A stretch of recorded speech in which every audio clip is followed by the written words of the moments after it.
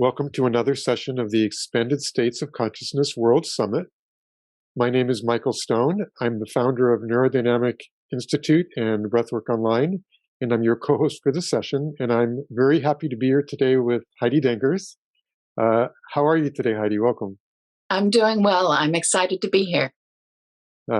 Awesome. And so first, I'd like to introduce you to our audience by reading your bio, and then we'll jump right in. Sound cool? Sounds great. All right, cool. So Heidi Denkers is a creative spirit who regularly connects to creative flow states through breathwork, journeying, and more. She is a neurodynamic breathwork facilitator with a master's in psychology and an emphasis in expressive arts therapy, and she has studied integration from both a scientific, psychological approach as well as a spiritual lens. She is a published poet, an artist, works with mandalas, journals regularly, plays with music, dances often, and works with symbolism and ritual with clients and in her own life. Most importantly, she believes that true creativity is within each of us. Often because of upbringing, social conditioning, friends, or teachers, we believe the lie that we are not talented enough to play with the arts. We let these limitations become barriers that simply do not allow us to express what we long to share of our inner selves, the voice of our inner guiding intelligence. And Heidi has experienced the power of expanded states of consciousness. She uses creative expression and integration in overcoming challenges and facilitating transformation in her own life. And she inspires everyone around her to do the same and teaches just how to do that through play, expression, and ultimately joyful creative integration. Okay, so let's jump right in.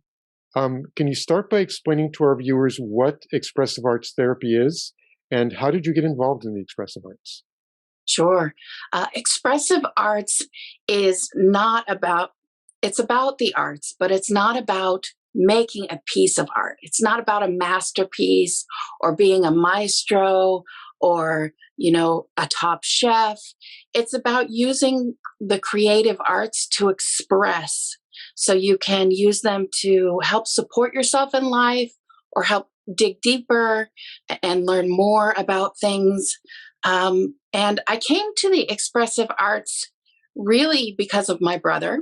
My brother has muscular dystrophy, and I learned very quickly the power of having another point of view.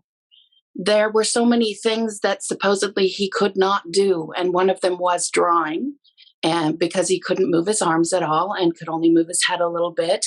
So he and I used to draw together, and at first he would use a pencil in his mouth, and he would draw and I would draw, and we would make really beautiful artwork together. So it's not that he couldn't do it, it's that we needed to find a different way of doing it. And so that got me started playing with artwork. And then I used it in my own life to deal with the feelings that came up. I had a brother who had a terminal illness, although he's still with us and living his best life. But he had a diagnosis that said he would die at age 3 and then at age 11 and then for sure by 21. And so confronting that existential crisis again and again, I turned to the arts to help me. I turned to dance and artwork and music and have used it in my own life a lot. So that's what brought me to expressive arts therapy. And at first I thought that it didn't exist. I wanted all the tools in my toolbox. And I thought that I could only study art therapy, but I was very lucky and stumbled upon a program that at the time was only one of 3 in the United States. And they had all of the expressive arts. So I got to study art and music and movement and poetry and drama and weave them all together so that I have the right tool for myself and for my work with others at the right time. And that's how I got started in expressive arts. Thank you. Yeah. What type of things are the expressive arts used for? They are used for a lot of things. Like I said, to either excavate and understand. You might have something going on in your life that you can't put words to and you don't understand why you're upset. You can use art or movement or drama to begin expressing and uncover what's really at the heart of what's happening with yourself. You can also use it for support.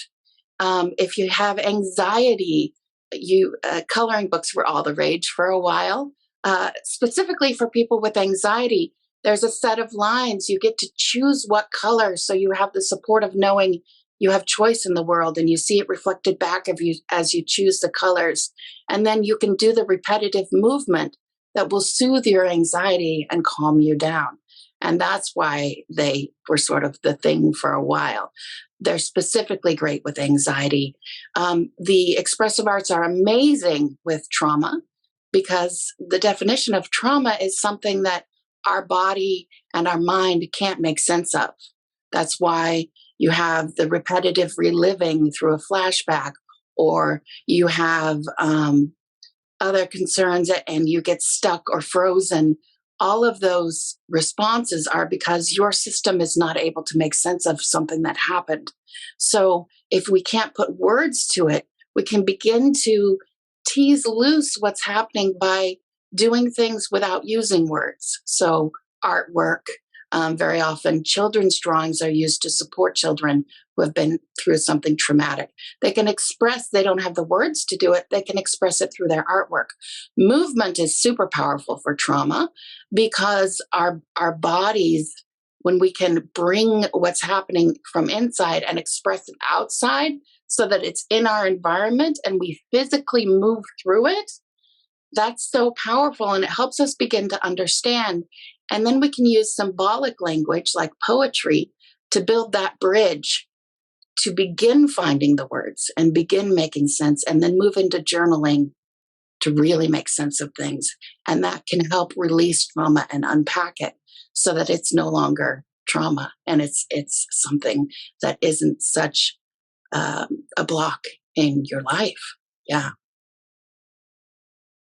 Many people turn to expanded states of consciousness experiences, whether it's through psychedelics or plant medicine or breath work, to see their things that are holding them back in their lives from a different perspective, so they don't feel like it's not allowing them to lead the life that they really want, including trauma, which you just mentioned, or anxiety, or other things. How does the expressive arts work with integration from these expanded states of consciousness experiences that people can have? That's such a great question, and it's one of the main reasons why I'm so excited for this conference. Um, the power of an expanded state of consciousness is really so great. It's something I use regularly in my own life. It might be through a creative flow state, doing a shamanic journey, using it in neurodynamic breath work. So the expanded state of consciousness allows us to move out of our frontal lobe, where we get stuck so often in our brains, and move past many of the blockages that are most present for us, so that things can begin to open up. We can remyth and restory. And so after a moment of having an expanded state of consciousness, and you have this great aha moment or epiphany or a paradigm shift or whatever's happening for you, maybe it's feeling one with the universe and the world around you, or connecting to divinity. It could be having a rebirthing experience, any expanded state of consciousness. And the work that you're doing there, when it's done, there's this moment where you have to shift back into everyday life. And the ideal is to shift back into everyday life without losing that and without having it be a rough re-entry. So I like to break the definition of integration into two different terms. One is short-term integration or initial integration. And that's that moment right after your expanded state of awareness where you have to transition back into daily life.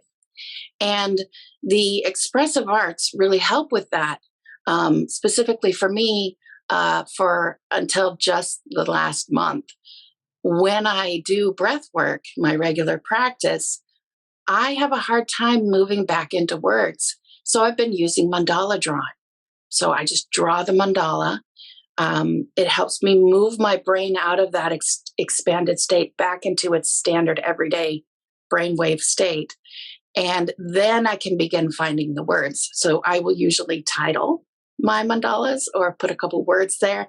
And that helps me bring me further back to myself. So then I can start connecting with the community and sharing. I do my practice through neurodynamic breathwork online. So they have a wonderful sharing time that is just really powerful. And doing the mandala allows me to move back in so I can get there. So the first is that the expressive arts help with transitioning that initial transition from the expanded state of consciousness into everyday consciousness and awareness by moving us from that brainwave state into standard and allowing us to express what's happened without words, because it takes a minute to find the linear in the words. So it acts as a bridge for us, so it can bridge us back. Then the second thing I like to use it for, and the second way I define integration, is you can think of it as long-term. I call it depth integration. So that's where you don't want to lose everything that happened. You've just had this great expanded state of consciousness. You've done all this work, and you want to I always want to bring that into my everyday life. Maybe it's after a retreat, even after a breathwork session. And the act of weaving what you've learned into your everyday is where I heavily use the expressive arts. So journaling is one that's super accessible, and journaling to record everything is a great way. So when you find the words, you can journal to record what happened and then reread it. Or maybe you highlight a section that is really powerful. If you had a feeling of love from your ancestors, then you describe that feeling, and then you might add a movement to that feeling. And then every morning when you get up, you can do that movement to remind yourself of how you felt. And then you can take that feeling through your day to help you as you remember that you are loved as you encounter everyday life. So the arts help us reconnect with those moments and move them into action in our everyday life. Did that make enough sense? Do you have any? Yeah, totally. Yeah, that's perfect. Yeah. And do you, when you do like mandalas or journaling, do you keep a record of that? So like you can look back on your journey, so to speak, and does it sometimes maybe even have more profound meaning when you look back over a series of mandalas? Yes, that is absolutely true. I have one here, if you're all right, if I show you one. I have a couple. Sure.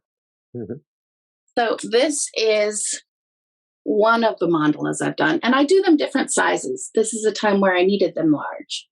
So a mandala, I just draw a circle before I do my breathwork practice, and then afterwards, I use whatever I have on hand. This happens to be pastels.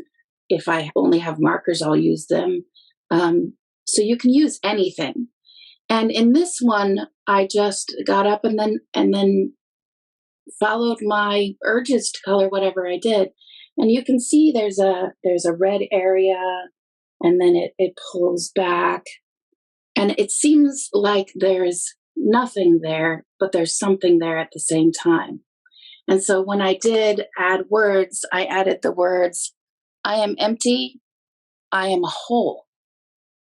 So what I was dealing with in my life when I did this one was really letting go of something that was old, an old pattern that I didn't want to continue in my everyday life. And I was feeling empty, and I felt like I had nothing because I just let this go. And what I realized was that I could look back at this and remember the I am whole part, because there's a whole circle here. And even though it seems empty and that there's no focus, there's this whole vibrant red area. So whenever I have a moment where I have to let go of something, I'm someone who does struggle with some transition in my own life.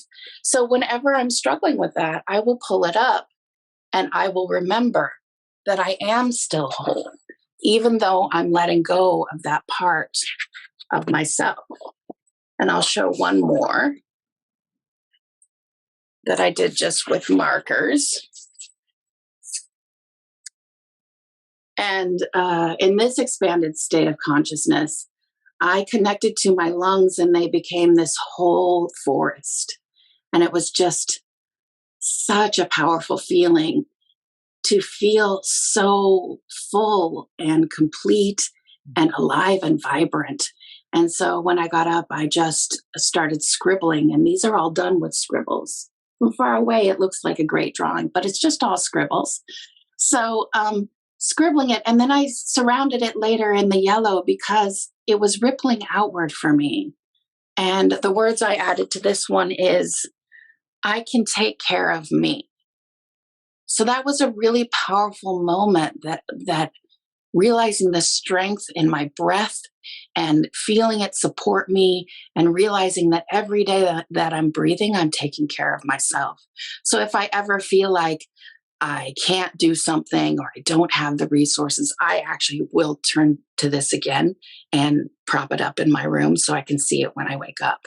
And remember, whenever I see this picture, I remember that feeling in my body, and I actually take a big, deep breath, and it's really powerful.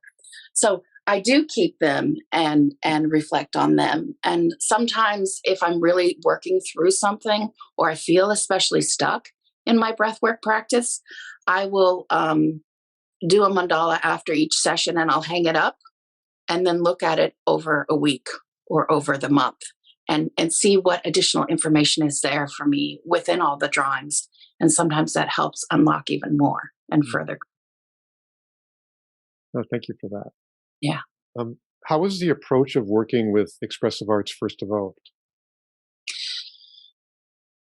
Most of the expressive arts were really investigated in the 60s and 70s. One that people may be a little bit more familiar with is in the work of investigating psychedelic therapy. Music was used, and there were a couple of music therapists who were really doing research, particularly at the Topeka, Kansas VA hospital. And one of the big music therapists that was doing work there was Helen Bonney.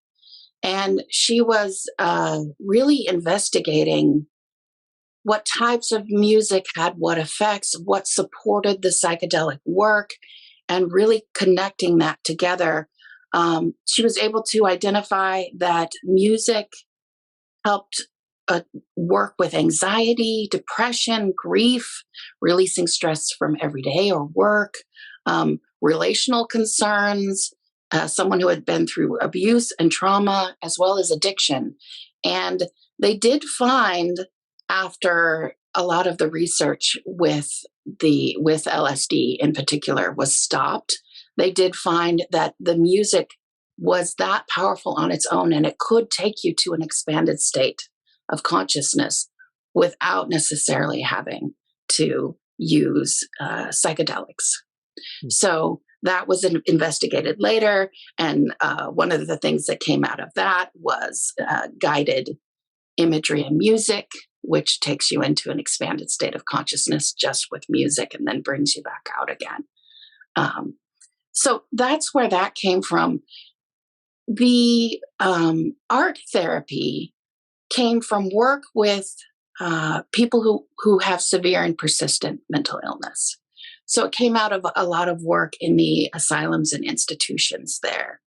And they found that allowing their patients to work with art materials helped them express things that they couldn't voice with words. And it helped give a starting point to support the patients, as well as gave them the expression they needed to get things out so they weren't so stuck. And then from work with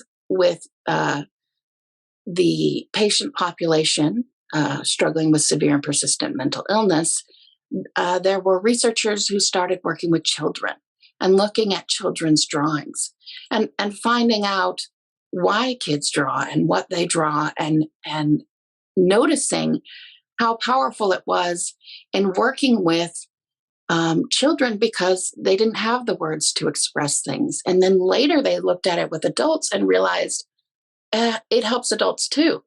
I've had times when I could talk and talk and talk about something. It never gets any better because I can just intellectualize and talk my way around it and never address what's going on.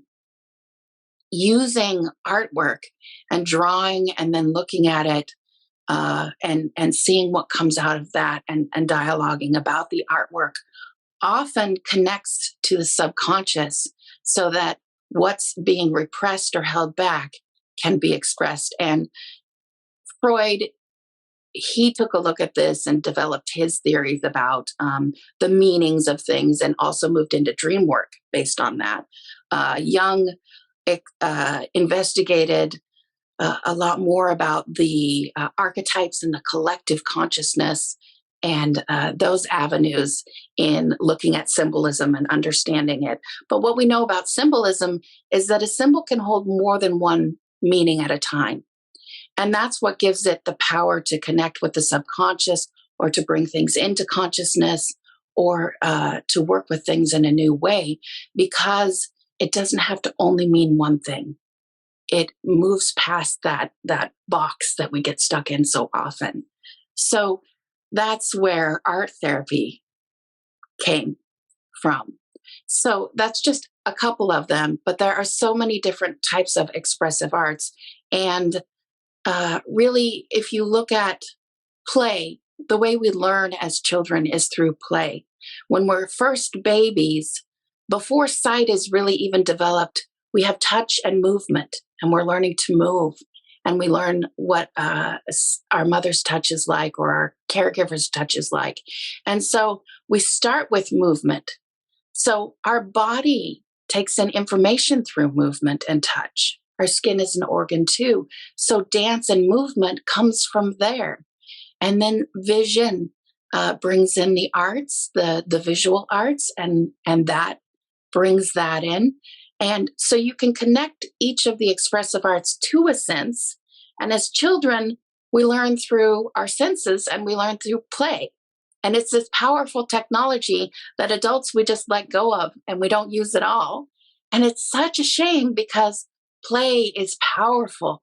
We can try on roles through drama therapy and practice something to see if it's a good fit. And if it isn't, we can let it go without ever having to commit to it. And so we get that chance to try on new things and try them out and learn and grow. And so the expressive arts, I think they're very powerfully linked to play. And play is our very innate inner intelligence and our inner way of learning, taking in knowledge, integrating it, and growing. So the expressive arts help us do all of that, as well as express what might be stuck. What about if people don't have artistic talent? And I'm one of those. It's like I'm more of a stick person. You know, when I draw stuff, I could never draw like a real person, so that you can actually be clear. This is a person, or this is a wolf, or whatever. Should they try something else, or is it okay just to wherever they're starting from, just to let stuff come out, or what would you recommend? I'm going to say something slightly controversial, and that is it's better if you're not an artist, if you're not a musician, if you're not this. If you're used to crafting a masterpiece using one of the arts, for example, if you're a musician and then you are using music, trying to use music to support yourself, or you're in a breathwork session and you're listening to music. As a musician, it's easy to get caught up in crafting music, and you might get taken into your frontal lobe and just pulled back out of the expanded state of awareness, because your urge is to critique it and look at it in that way. And that takes you away from the strength of it. So if you can't sing, then yes, music might be wonderful for you. If you are a musician and you want to use music for therapy, you do have to learn how to let it go and let go of that need for the masterpiece. So you can still work with it. If you're a visual artist, you can still work with visual art. But I actually highly suggest that if you are a visual artist, you use your non dominant hand so you can get used to not being perfect and not making a masterpiece. And I suggest often that if you're a dancer, that maybe you start with music and then you go to dance so that you get used to what it's like to work with something without having to be a master at a craft, because that's going to pull you out of the integration. It's going to cut you off from your subconscious, and it's not going to be the bridge you need it to be and the support you need it to be unless you can let that need to be a master at it. You need to let it go. So if you're terrible with the arts, it's definitely for you. And then I also want to say a little bit more about that. And that's a term I use that I don't know if I coined it myself or if I read it somewhere, is art wounding. Many of us have moments when we were in classes or with peers and we did something and we were ridiculed. And maybe we were dancing or maybe we were drawing and we got told that's not what a flower looks like, or you've chosen the wrong colors, or you can't dance, you're terrible, you can't even move at all. You have two left feet. All of these things that if you have one of those moments in your life and you still feel it so much so that you're cringing with all this mention of expressive arts and the arts, that actually means that that is a tool that is a powerful tool for you for healing. It means you need to be working with that, because if it wasn't such a powerful tool for you, you wouldn't have cared when they ridiculed you. Like, you would have been like, I don't care if you think I can't dance, I'm still going to do it. Or you would have said, yeah, I like purple stems and orange blossoms. Who cares what it looks like in real life? This is my drawing. And so it would have just rolled right off of you and you wouldn't feel hurt. So if you are someone who is feeling hurt, I'm super passionate about this. If you feel really hurt from an event with using an art form, you need to work with that art form. It is a powerful tool for you that will help support you. It will help you integrate things in your life. It will help you heal. And it can really be a support specifically in working with and after an expanded state of consciousness. Hmm. That's super interesting. I totally see that. I never really thought of it that way, but I can see where that, even for myself, I feel like I want to go for it. Make Right. some mandalas. Excellent. Well, I highly encourage you to give yourself permission to grab whatever mark making tool is there and scribble with it. Really. Yeah. So you had mentioned before that the expressive arts can be a very powerful tool when working with trauma, Yeah. and it is a huge issue right now in our society. Yeah. Do you have any specific advice or thoughts about that, about how it can best be used and most effectively? I do. I highly recommend movement in working with trauma. That is one of the uh, best tools to begin the work without re-triggering, right? If you start with words and journaling, you might re-traumatize yourself. It can be tough. You want to do that work supported with a therapist. But on your own, to begin moving in ways that make sense to you, if you feel stuck or you felt nervous or you've frozen or you've had a moment of PTSD, begin with a movement. Maybe it's just, opening your hands and then closing them again and opening them again and closing them again. Wiggling your toes is a superpower, I say. It helps ground immediately. It's such a powerful thing. So wiggling toes is also always great. But movement is really supportive. There's been, if you are not at home and you can't get to your house and you're feeling a lot of homesickness, you can do a movement you might do at home. If you make your bed every day, you might dance making your bed, really dance as if you're making your bed and do that movement. If you normally mow your lawn, do the lawnmower. If you normally bend down and pick things up, or if you're away from your family and you usually take care of the baby, rocking the baby and bouncing around, that will give your body comfort, and you'll feel like you're not so far from home, which then gives you confidence, which then helps you continue working through things. So movement and moving, there's so much freezing in different ways that happens, fight, flight, or freeze, that happens with trauma, that beginning with movement can be just amazingly powerful, because you're not freezing, you're not running, you're not fighting. You might do other movements that help you. And then after movement, I would suggest, actually, mandalas are really great for trauma as well. I was at an expressive arts therapy conference, and we were studying working with trauma. And someone was presenting this work, and they were talking about secondary trauma, and everyone in the audience was going through secondary trauma. And they had to stop things, and then they brought out a hula hoop, a circle, and people took turns stepping into the circle. So a mandala starts with a circle, and that gives you that containment and that sense of safety. So coloring into a mandala, or scribbling, or allowing yourself to express as big as you need to express, but contained in the circle, that helps.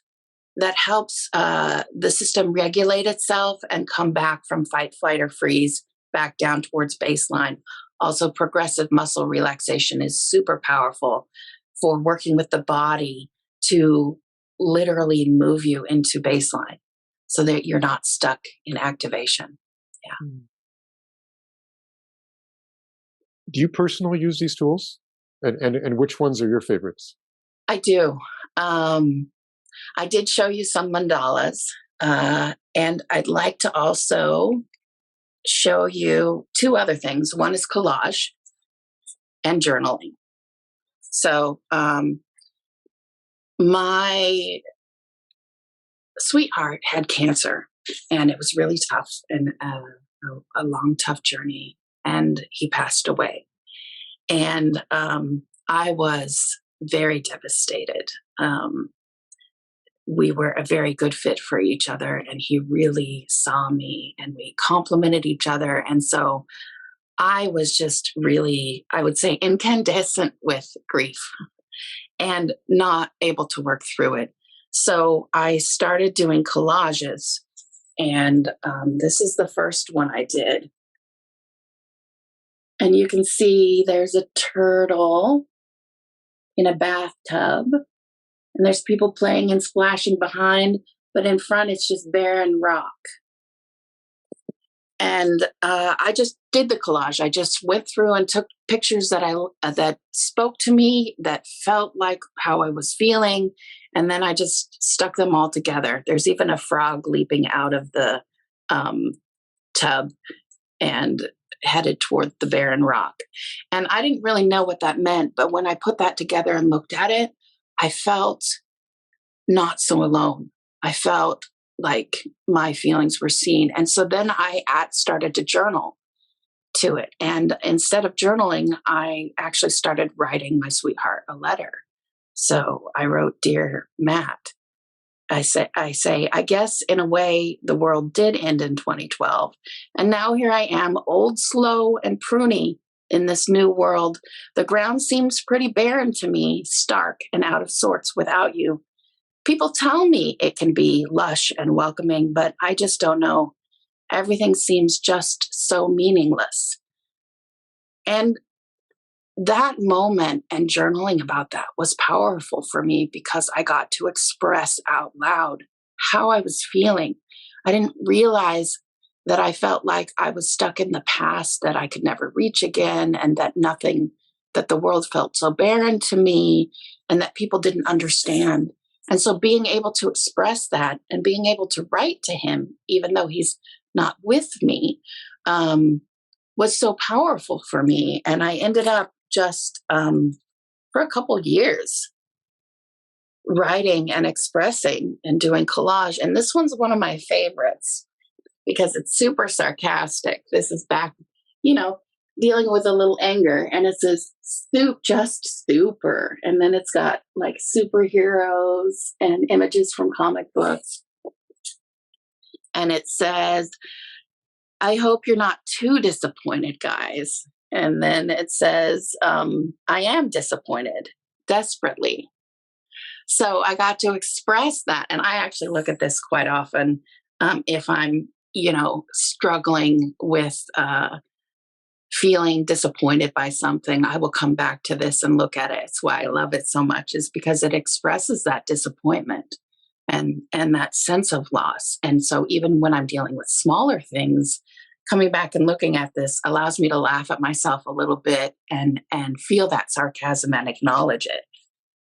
So, if you can't draw and you're worried about drawing, you can just grab bits of paper and glue them together and then take a look at them. Can you give us an example of something that you might do to use expressive arts for integration after an expanded state, or to work through strong emotions, or something like that? Yeah. Shall we do one together? Sure. Okay, great. So, if everyone can think back on their last expanded state of awareness, remember a moment that you felt, or hopes that you had, or what you learned. And we're going to use that. So, thinking of that, before you had the expanded state of awareness, go ahead and make a position for how you felt every day in your life. You're going to take a physical position. So you might, really contort your body in whatever way is right, whether you're standing or laying or sitting. Think of that, the everyday doldrums and the everyday drudgery. So I'm going to take a position real quick, and I encourage you to do one as well. And okay, here's mine. So remembering that position, thinking about where your body is, think about what emotion comes up as you're in that. I'm going to actually curl my fingers a little bit more because it expresses more of that stuckness. So there I have that stuckness. And then go ahead and release that position. And take a deep breath in and sigh it out. We're going to take that same position again. So moving into that everyday stuck position and really feeling it. And I know it seems like this is amplifying it, but we're going to amplify it for just a minute so that it's easier to let go when it's bigger, right? So here, really feeling it, and then release it. Take a deep breath and release it. And now take a shape from that last expanded state of awareness where you really feel like something shifted for you. You had a expanded state of consciousness where you felt connected to the divine or to your own purpose, or maybe you connected with a symbol that's meaningful for you, or something in your life, whatever it was, along the whole range of expanded state of consciousness experiences. Really feel how that felt and take a shape for that. And this is mine. I've got my arms up and my fingers feel so relaxed in comparison to how they felt before. I'm just noticing that. And as you hold that pose, take a deep breath in and then let it go. Let's take another deep breath in. I've got my eyes closed because I really want to feel into it and really inhabit this pose. So, taking another breath in, and then go ahead and release the pose. So, we know where we started and we know where we want to be. So, now what I'd like to invite you to do is take that original pose. And then as we breathe, just breathe at a regular rate, but fill your lungs. And if you want to exhale through your mouth, you can. And if a sound comes out, make the sound. If it doesn't, that's fine too. Give yourself permission to really play with this and really feel it. So, starting in the stuck pose, and then move into that expanded state of awareness pose that you remember, and feel what it's like to do that. We're going to do it twice. So, starting in the stuck pose. Oh, and I don't even want to be here because the other pose was so nice. But really feeling it, and breathe as you sit here for just a second. And then slowly move into that other pose and just slow motion it like you're in a slow motion video until you get to the other pose. And keep breathing as you do. And when you get there, rest in that pose and really sink into it and open your lungs and breathe. And then release that expanded pose. And we're going to do this one more time because we're teaching ourselves through movement that we can move out of that stuckness and into that expanded feeling. So let's do it one more time together. So starting in your everyday stuck pose and knowing that you can move out of it.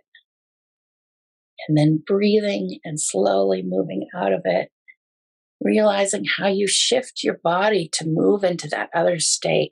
I'm noticing how my muscles are actually releasing, even though my arms are moving out further. I have so much less tension everywhere in my body. And as I'm breathing, I'm just breathing naturally, but filling my lungs, and then rest in that pose and really feel how beautiful that is. If you can come up with a word for that pose, do it. Mine would be open. And if you've got one, just say it out loud.